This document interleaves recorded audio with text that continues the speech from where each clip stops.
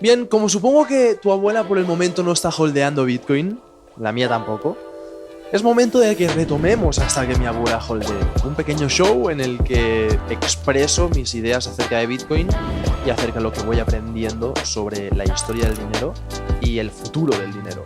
En el día de hoy quiero filosofar sobre por qué la persona media debería adoptar Bitcoin. Y una buena forma de mirarlo, según Michael Saylor, que es el director de una compañía multinacional que ha puesto todo su dinero y más en Bitcoin, es pensando en cuál es la alternativa que tiene la gente. Es decir, si tú eres una persona media que está tratando de ahorrar, pues por un futuro mejor, ¿cuál es la alternativa que tienes a Bitcoin para ahorrar? El euro está demostrado que no sirve, el dólar tampoco.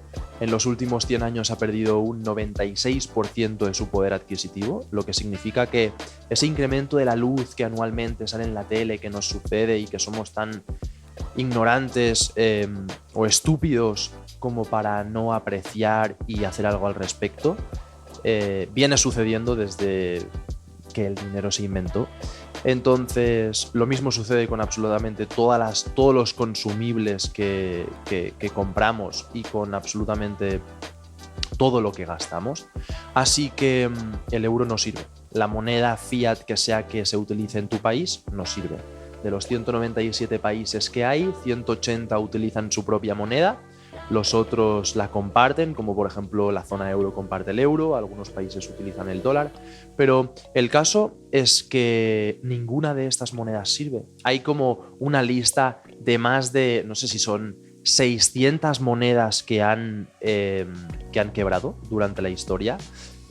Una de las más antiguas, que creo que ha durado, fíjate, 128 años, es la peseta española, que empezó a mintearse, empezó a crearse en el 1869, he encontrado en algunas páginas, aquí pone 1874. Sin embargo, llegó el euro y la destruyó. Aquí en la derecha tenemos en la lista explicado qué es lo que destruyó a todas estas monedas. En el caso, por ejemplo, en el caso de casi todas, ha sido o bien una guerra o bien la hiperinflación. La hiperinflación viene dada en el momento en el que un gobierno quiere financiar cosas que en realidad no puede, quiere gastar más de lo que ingresa y tiene que imprimir dinero que no tiene asociado a él una productividad. Es decir, el dinero no es la raíz de todos los problemas, como algunos piensan.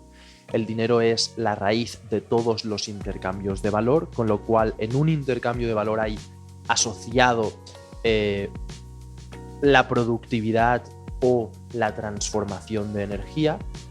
Si el gobierno decide imprimir billetes sin que le cueste eso mucha energía, pues digamos está poniendo en circulación un dinero que no tiene valor, no tiene energía asociada a él.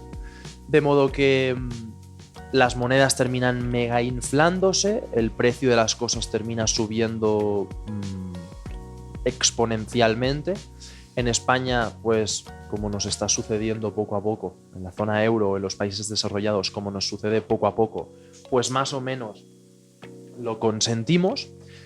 Sin embargo, no funciona. Ahorrar en euros y en dólares no funciona, porque quien en 1930 tuviera ahorrados $100, ahora mismo con esos $100 solamente puede comprar $4 de cosas de aquel momento. Por ejemplo, si en aquel momento con $100 compraba 100 cosas de $1, ahora mismo solo podrá comprar 4 cosas de $1, suponiendo que tienen esas el mismo valor. Entonces, nada, sin meterme en mega detalles, algunas alternativas que el humano medio sugiere son, por ejemplo, la típica inversión que te sugiere el banco del 2-3%. De nuevo, somos lo suficientemente ignorantes como para fiarnos del banco. Nos fiamos de que el banco le esté sacando un 4% al dinero y bueno, pues que se quede un 1 no nos molesta y aceptamos un 3%. Sin embargo, si la inflación es superior al 3%, que es el caso, no nos sirve de nada invertir al 3%. Y de todos modos, hay muy poca gente que escoge cualquier inversión de un banco, como por ejemplo bonos del Estado o alguna cosa así, porque la filosofía en España de inversión es prácticamente nula. Entonces, la persona media decide invertir en acciones, por ejemplo, escogidas al azar, de ahí que la mayoría no solamente no incremente su patrimonio, no preserve su poder adquisitivo, sino que pierda una gran porción de su dinero. Pero bueno, en el caso de alguien que sí efectivamente rentabiliza su dinero, luego tiene que pagar la mitad del beneficio en impuestos y por lo tanto deja de ser rentable esa inversión. Si además le añades pues la subida de los precios y por lo tanto también la pérdida del poder adquisitivo de ese dinero adicional. Así que honestamente invertir en acciones tampoco ha resultado demasiado eficiente y por eso la gente ha estado comprando inmobiliaria. Ahora, ¿por qué generalmente la gente compra inmobiliaria? Porque le ven un uso, ¿verdad? Pero si te fijas, la alternativa a alquilar siempre es comprar, porque la gente cree que alquilar es tirar tu dinero. Sin embargo, aceptan tirar 50, 60, 100.000 euros en intereses que le pagan al banco después de devolver la hipoteca y aceptan el coste de oportunidad de haber invertido el desembolso inicial de una casa, que suele ser por lo menos del 20%, hablando de un apartamento de 100.000 o hacia arriba, el mínimo que uno va a desembolsar son 30.000, contando que hay un 8% en impuestos que también has de tirar, y contando que anualmente, en el caso de España, no sé si es un 2% de impuestos sobre el patrimonio o quizás es un poquito menos en las autonomías o en riquezas inferiores a 10 millones, no soy tu fiscalista, entonces no te fíes de mí, pero generalmente no sirve tampoco el mercado inmobiliario porque lo que muchas veces consideramos apreciación de capital luego lleva asociado en el momento de venta, si es que lo quieres vender, una imposición muy heavy, no sé si es del 20% en el mejor de los casos, en IRPF, y a eso añádele todo el coste de mantenimiento. Entonces, para el que se puede permitir comprar una casa, termina por, dentro de 50 años, no haber ganado mucho, teniendo en cuenta que ha tenido que pagar impuestos todo el camino, ha tenido que pagar el coste de oportunidad de no haber invertido en algo que no lleve el coste asociado de todos los impuestos y mantenimiento, y además pues ha requerido esa casa de un mantenimiento heavy para que siga sosteniendo el poder adquisitivo, además de la inflación que ha habido en todos los casos. Con lo cual, el mercado inmobiliario, en resumidas cuentas, no es tan bueno como algunos creen para ahorrar, ¿vale? El único motivo, en mi opinión, que la gente utiliza el mercado inmobiliario para ahorrar es porque te fuerza a pagar una mensualidad al banco, estás obligadísimo a pagar tu hipoteca y esa obligación es la única forma que tiene el humano medio de apartar un dinero. Si no fuera por eso, tiene un alquiler, lo paga, lo que le sobra se lo gasta.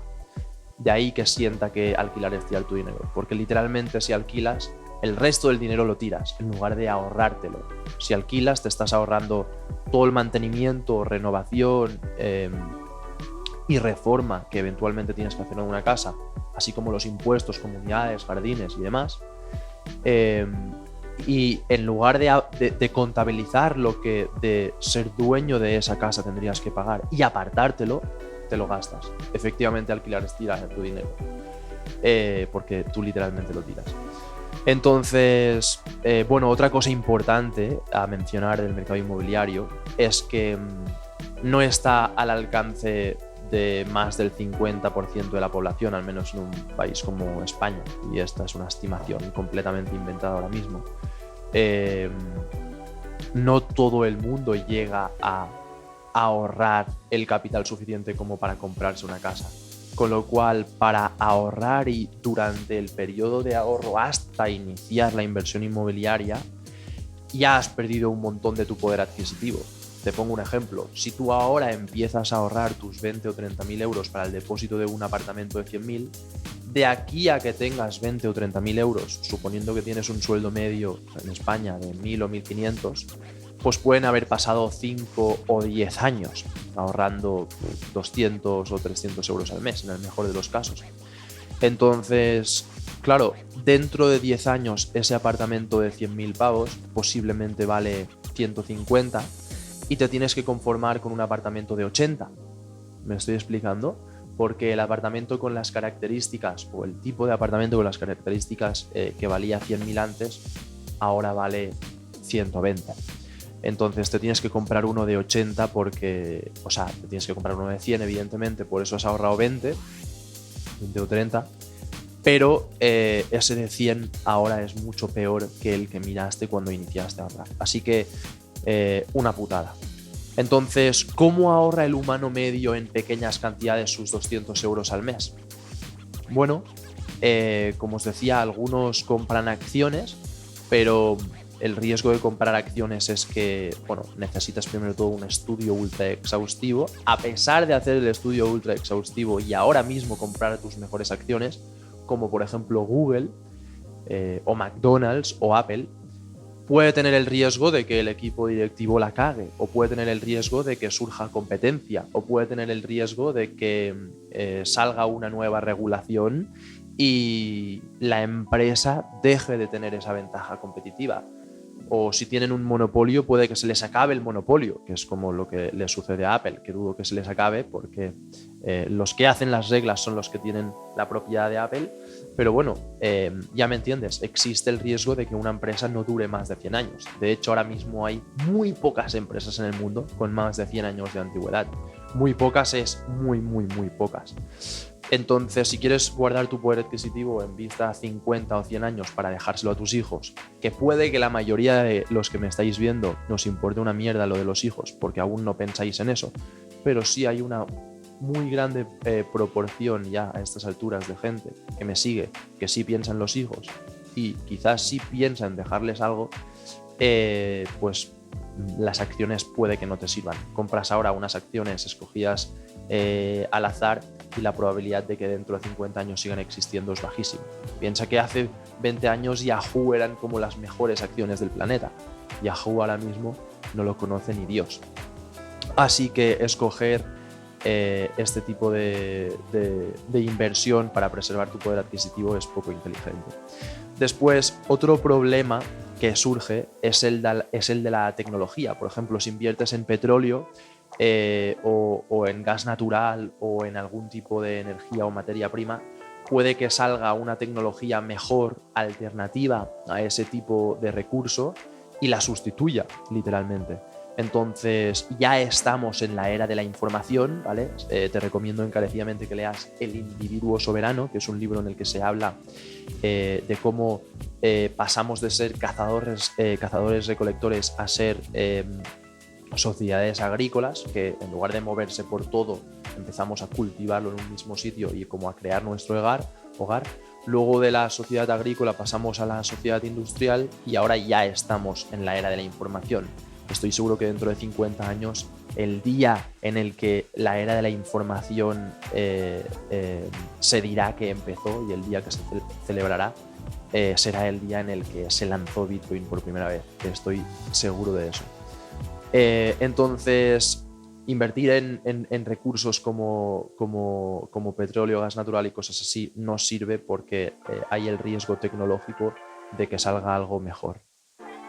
Después, ¿qué más cosas interesantes puedo deciros? Bueno, puedo directamente introduciros en el tema Bitcoin. Michael Saylor dice: ¿qué pasaría si pudieras comprar un producto en lugar de Apple, en lugar de iPhones, que todo el tiempo salen iPhones nuevos y puede que algún día haya un iPhone que no sea mejor que el otro y la gente lo deje de comprar? ¿Qué pasaría si pudieras comprar un producto que no necesita ser mejorado dentro de 100 años? Es decir, este es el último iPhone, 14 Pro Max Plus, no sé qué. ¿Qué sucede en el momento en el que existe un producto que ya es lo mejor que puede ser. Pues que no va a haber otro que lo sustituya, ¿verdad? Si algo ya es lo bueno que puede ser, ya no puede ser sustituido. Entonces, imagina ese producto que no necesita ser mejorado durante 100 años, que dentro de 1.000.000 de años siga sin quedarse obsoleto, que no necesite de un equipo de gestión, ¿vale?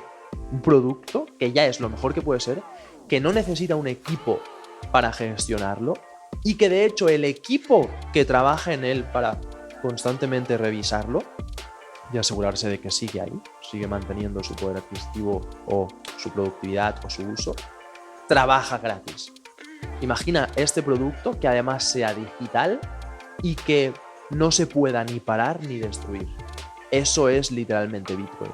Entonces, para guardar tu poder adquisitivo, que es lo que la mayoría de las personas nos pasamos la vida haciendo, trabajando, pagando ahora mismo un coste de oportunidad de disfrutar o hacer otras cosas que para la mayoría serán más apetecibles que el trabajo, a cambio de en el futuro tener la oportunidad de trabajar menos haciendo uso de nuestros recursos, de nuestro ahorro para comprar nuestros consumibles, ¿no?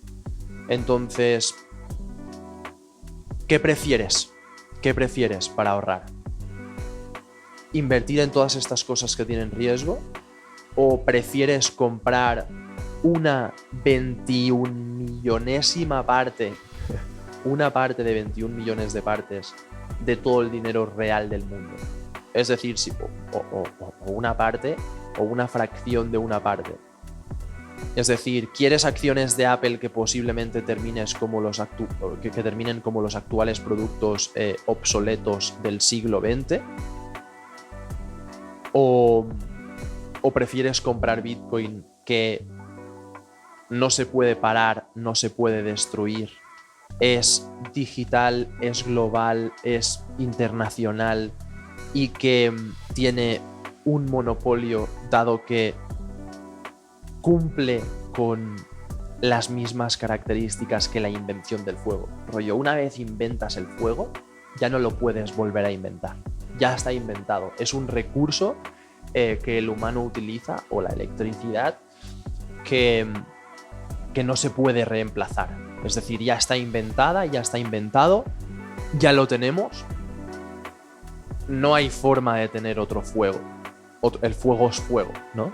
Pues bien, el dinero es dinero. Es como que el dinero ya está inventado en el ciberespacio, lo podemos utilizar para canalizar la energía y cumple con todos los requisitos que el dinero necesita. Divisibilidad, portabilidad a través del espacio, durabilidad, universalidad, que se reconozca y se pueda intercambiar y canjear en cualquier lado, liquidez, es decir, que lo puedas en cualquier momento vender. Literalmente, el dinero perfecto ya se ha inventado y es Bitcoin.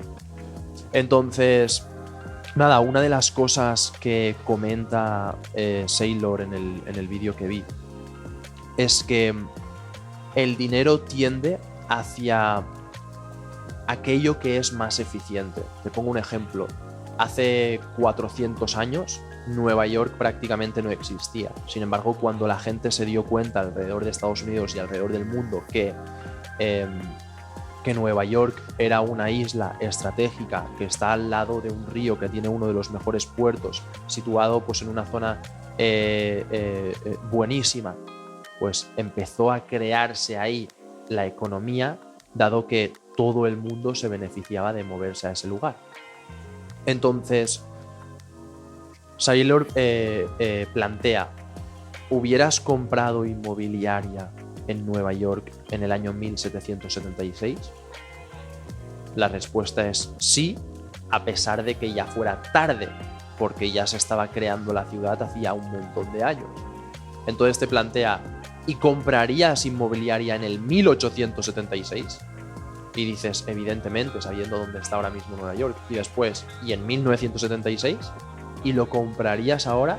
Sí, sería una buena inversión porque va a seguir siendo el lugar donde más inteligente, o sea, el lugar al que puedes acudir más inteligentemente en busca de oportunidades, ya sean financieras, profesionales o del tipo que sean. Entonces, el dinero y la inteligencia tienden hacia aquello que es más eficiente, se van de aquello que no lo es, y por lo tanto los núcleos es hacia donde gravita absolutamente toda la productividad. Entonces es prácticamente imposible que no suceda lo mismo con Bitcoin. Se están utilizando como 180 monedas a nivel mundial, más todas las que se van a incrementar ahora que los bancos centrales implementen las CBDCs, y lo que sucederá es que todo el dinero y toda la inteligencia gravitará hacia Bitcoin, porque además existe el riesgo de que si te quedas fuera o tarde, el precio se mega dispare. De hecho, en el vídeo este que se llama cómo Bitcoin explotará a los 100 millones de dólares cada unidad, eso significaría que 30.000 entre 100 millones,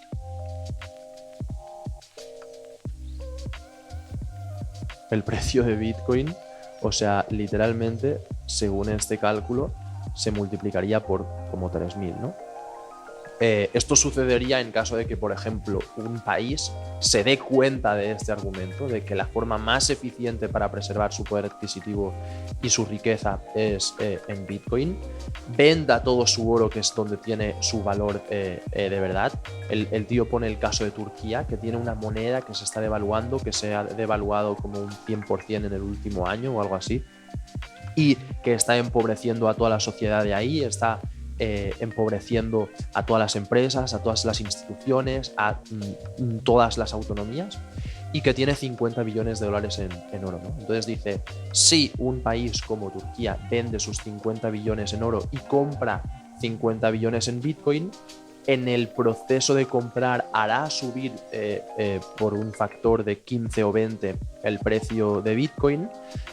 Fácilmente el precio medio después de la compra será de 5 veces el capital invertido.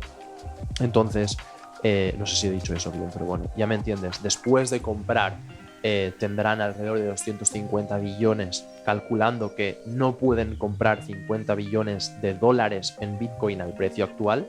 A medida que lo compren, el precio subirá, y luego al precio de venta de los 250 billones, que tampoco lo podrían vender a ese precio, tendrían como un valor de 250 billones. Si algunos de los países de alrededor o otros países con el coraje, la certeza y la convicción de que Bitcoin es la mejor forma de preservar poder adquisitivo decidieran hacer lo mismo, se calcula que el precio de Bitcoin de media podría subir bastante más que al 15% anual. De hecho, los últimos 12 años ha subido un 200% anual de media. Se ha multiplicado por 3 todos los años durante 12 años consecutivos. Y de media, ¿vale?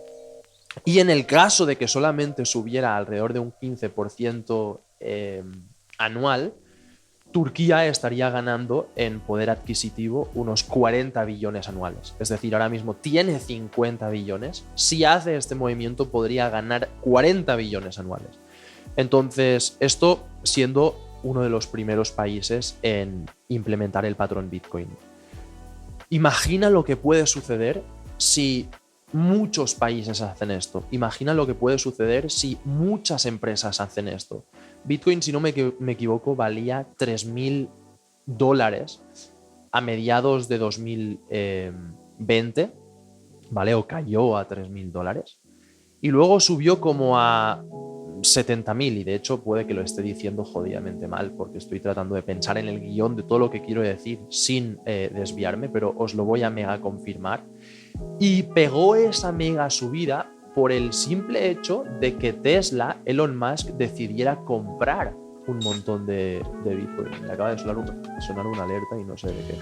Ahora miraré. Pero fijaros, el precio de Bitcoin justo antes de 2020, ¿veis? Cayó cerca de los 3.000, ¿vale? Y aquí empezaron a comprar, subiendo el precio casi hasta los 70.000.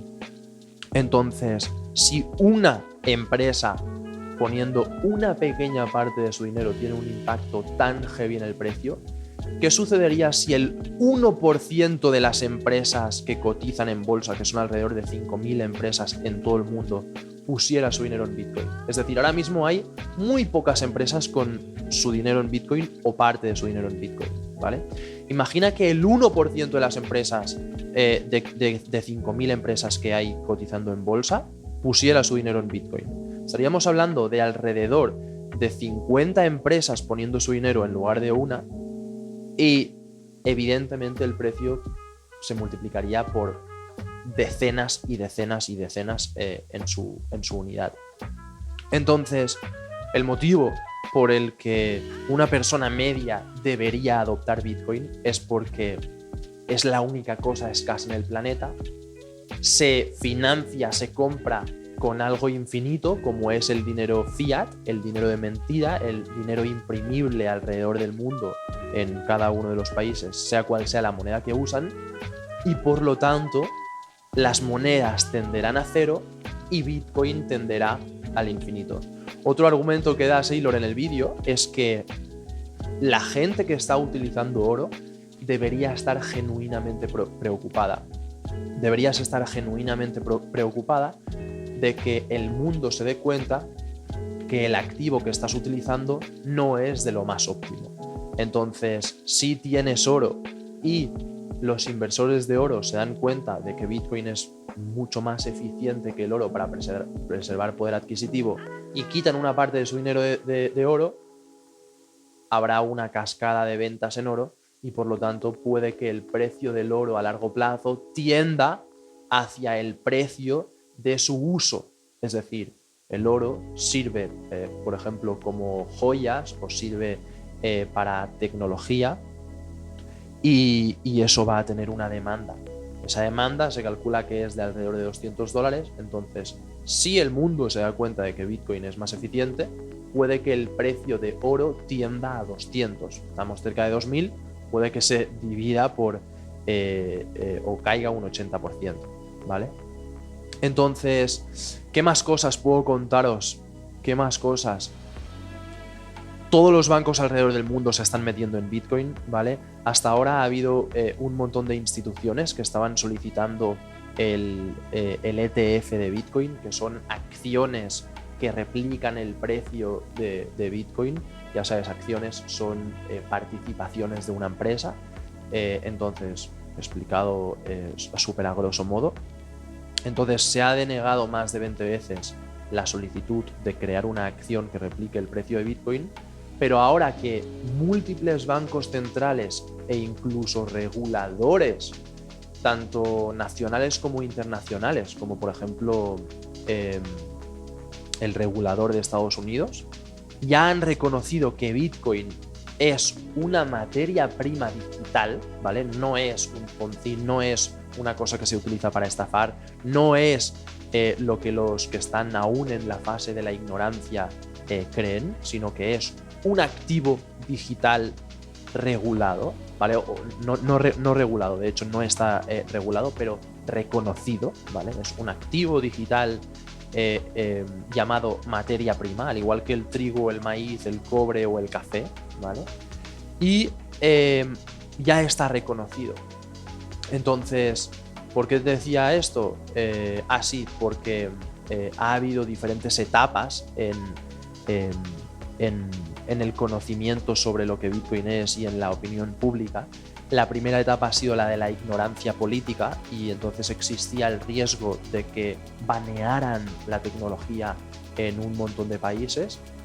Evidentemente ya hemos pasado esa línea, ya hemos pasado la línea que veíamos antes en el horizonte, la tenemos ahora atrás, ya hemos recorrido gran camino. Hace 15 años que existe Bitcoin, o sea, se dice pronto, hace mucho tiempo que existe esto. Para la gente que sigue aún en la siguiente época, que después de la ignorancia es la del escepticismo, que dicen pues es demasiado bueno para ser verdad, pues bien, quien sigue en esa etapa es porque literalmente no se ha informado lo suficiente. literalmente leerte un libro como El patrón Bitcoin te puede llevar 3, 4, 5, 6 horas en el peor de los casos y te educa muy fuertemente sobre la historia del dinero, sobre Bitcoin, sobre hacia dónde nos dirigimos. Y sin embargo hay gente que prefiere continuar opinando sin tener un argumento sólido con el que respaldar esa opinión, ¿no? Entonces, después de la etapa del escepticismo, vino la etapa de los inversores, en la que la gente decide si invertir, si no, si hacer trading con el Bitcoin, si no. Yo he pasado por esa etapa también, podéis verlo en el canal. Sin juicio, estés en la etapa en la que estés, ¿vale? Si estás en contra de Bitcoin, lo puedo entender. Y después de la etapa de los inversores vino la etapa de los tecnócratas, que pues es la etapa en la que la gente se da cuenta de que Bitcoin es indestructible, que es como el Apple del dinero, es el Internet del dinero, según Andreas Antonopoulos o algo así, que es un mega maximalista de Bitcoin, que el maximalismo de Bitcoin es la última de las etapas, es la etapa en la que te das cuenta de que es dinero perfecto, dinero en el ciberespacio, es la mejor forma y más eficiente y la única jamás creada para canalizar energía, rollo de la forma que pago yo en el supermercado es con el ahorro de mi energía puesta en mi trabajo, con dinero.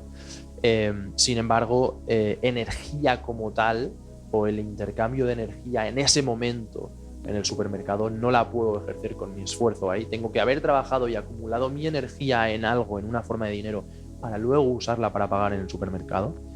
Y siendo la electricidad la forma más eficiente de transformar energía y luego producir un resultado, sería lo más inteligente.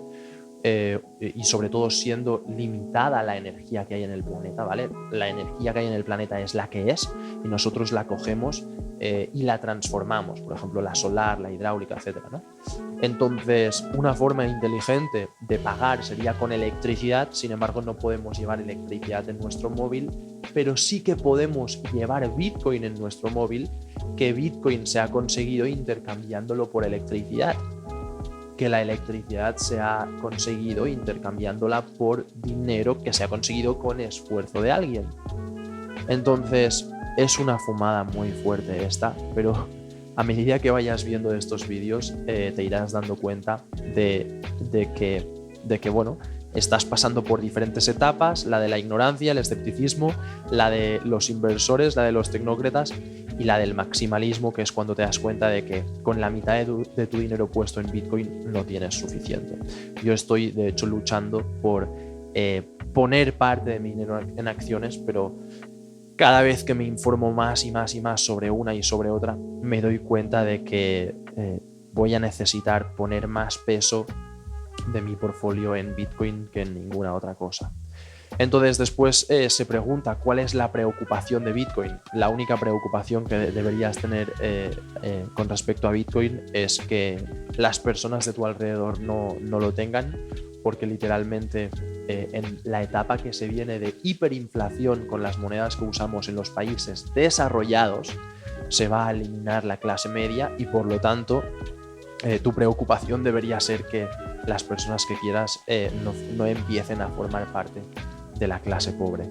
Así que Bitcoin, sin poderse bloquear ni atacar porque está en todas partes, pero a la vez está en ningún lado, pues se le hace indestructible, se le hace imparable y se le hace perfecto, porque es la primera forma de dinero que no se ha obligado a la gente a implementar. Es decir, Bitcoin no tiene un intermediario, no tiene un emisor, no tiene un gobernador, no tiene una organización de su poder centralizada, no hay nadie diciendo cómo se hacen las cosas, sino que son todos los usuarios de la red los que con una prueba de consenso consensúan cómo se hacen las cosas, y por lo tanto, habiendo más de 100.000 nodos, creo que son estableciendo las reglas del juego alrededor del mundo, pues eso hace que sea la tecnología y la forma de organización más eficiente que jamás se ha inventado en la historia de la humanidad. Entonces, nada, espero que te haya gustado el capítulo de Hasta que mi abuela holdee de hoy. Para mí ha sido un mega placer compartir todo esto contigo. Me ayuda muchísimo a digerir todo el conocimiento que voy tratando de leer, escuchar, ver y aprender. Y la verdad que no solo entiendo, sino que al compartirlo lo aprendo, lo hago mío y la verdad para mí significa mucho que estés viendo esto porque sería raro grabar esto sin que nadie me viera. Así que nada, 35 minutos de discurso, tú. Aprecio infinito que estés aquí.